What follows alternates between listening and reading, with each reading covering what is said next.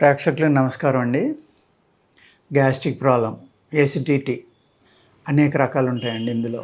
కొంతమందికి ఏమవుతుందంటే మరీ ఎసిడిక్ నేచర్ పెరిగిపోవడం వల్ల, ఎసిడిటీ పెరిగిపోవడం వల్ల అల్సర్స్ ఏర్పడతాయండి.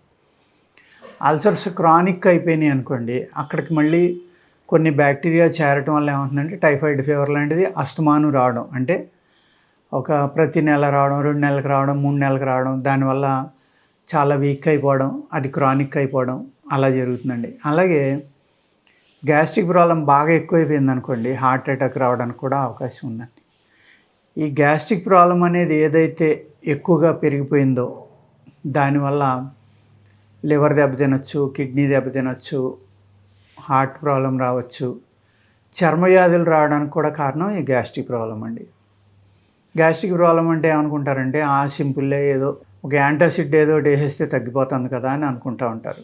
కానీ అశ్రద్ధ చేయవద్దండి దయచేసి. గ్యాస్ట్రిక్ ప్రాబ్లం వల్ల హార్ట్ అటాక్ రావడానికి కూడా అవకాశం ఉందన్నమాట.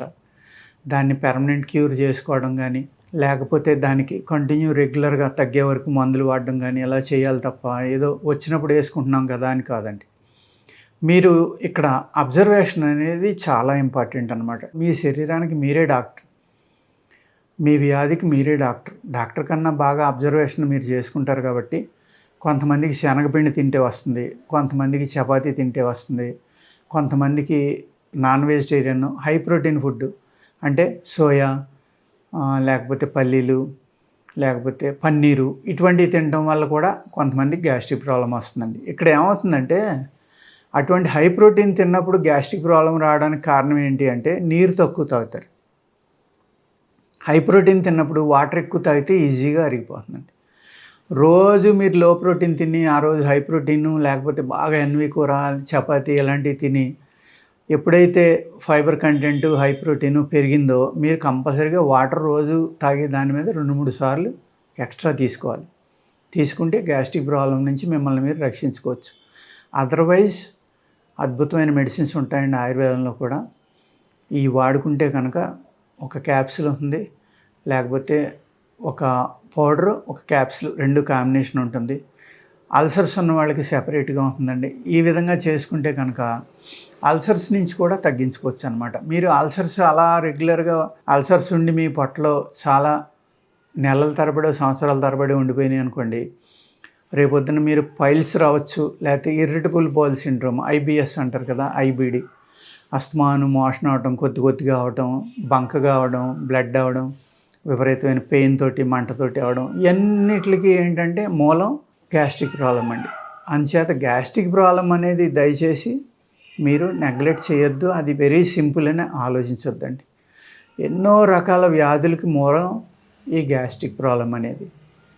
అందుకేం చేస్తారంటే మీరు ఇటువంటివి వచ్చినప్పుడు కొంచెం తొందరగా అరిగే మెడిసిన్స్ వాడుకున్నా కూడా ఎపిటైజర్లు, అంటే మీరు తిన్న ఆహారం తొందరగా అరిగిపోయేలాగా మీరు మంచి ఎపిటైజర్స్ వాడుకున్నా కూడా గ్యాస్ట్రిక్ ప్రాబ్లం తగ్గుతుందండి. అనేక రకాల క్రిములు ఉంటాయి మీ కడుపులో అన్నమాట, పొట్టలోని. మీరు తిన్న ఆహారాన్ని ఆ క్రిమి తీసుకుని, ఆ క్రిమి బాగా డెవలప్ అయ్యి మీకు ఆ గ్యాస్ అనేదాన్ని కలిగిస్తూ ఉంటుంది. ఆ క్రిమి ఏదైతే తన యొక్క మలం, మూత్రం వదులుతుందో అవి యాసిడ్స్ రిలీజ్ చేస్తుంది అనమాట ఆహారం తిని. దీనికి స్వీట్ అంటే చాలా ఇష్టమేనండి. స్వీట్ తింటే చాలా తొందరగా పెరిగిపోతుంది అనమాట. గ్యాస్ట్రిక్ ప్రాబ్లం ఉన్న వాళ్ళు అందరూ కూడా మొట్టమొదటి తీసుకోవాల్సిన జాగ్రత్త ఏది అంటే స్వీట్ తినటం మానేయాలి. కంపల్సరీగా కొన్నాళ్ళ పాటు మానేయండి. మానేస్తే ఆటోమేటిక్గా తగ్గిపోతుంది. అలాగే కొందరు వాటర్ మంచిదని చాలా ఎక్కువ తాగేస్తూ ఉంటారు. ఆ ఎక్కువ తాగడం వల్ల కూడా గ్యాస్ట్రిక్ ప్రాబ్లం పెరిగిపోతూ ఉంది. అందుకు మీరు ఏం చేస్తారంటే ఎంప్టీ స్టమక్ తోటి వాటర్ తాగేటప్పుడు మీ బాడీకి సరిపడి 350 ml హైయెస్ట్, లేకపోతే ఇంకా బాగా తప్పదనుకుంటే 1/2 లీటర్ దాకా తాగండి. కొంతమంది ఏం చేస్తారంటే హాట్ వాటర్ తాగుతారండి. అది మీ శరీర తత్వానికి తాగొచ్చా లేదా, పడుతుందా లేదా, ఇవన్నీ చెక్ చేసుకుని తప్ప తాగొద్దండి. మోషన్ అవ్వకపోవడం వల్ల కూడా మీకు ఈ ఇబ్బంది అనేది వస్తూ ఉంటుంది. గ్యాస్ట్రిక్ ప్రాబ్లం ఏది, కాన్స్టిపేషన్ వల్ల. గ్యాస్ట్రిక్ ప్రాబ్లం వల్ల కాన్స్టిపేషన్ వస్తుంది, కాన్స్టిపేషన్ వల్ల గ్యాస్ట్రిక్ ప్రాబ్లం వస్తుంది. ఈ విధంగా 2 లింక్డ్ అన్నమాట. అందుకు మీరు ఏం చేస్తారంటే కాన్స్టిపేషన్ ఉన్నా కూడా ఫ్రీ మోషన్ అయ్యేలాగా చూసుకోండి. ఈ అతిగా వాటర్ తాగడం మానేసి కాన్‌స్టిపేషన్ ఉన్నవాళ్ళు ఏం చేస్తారంటే నైట్ పడుకునేటప్పుడు వేడి నీళ్ళల్లో ఒక చెంచా నెయ్యి వేసుకొని బాగా తిరగబోసుకొని కలిపేసి తాగేయండి. తాగేస్తే ఎర్లీ మార్నింగ్ లేవగానే మీకు చక్కగా మోషన్ అవుతుంది.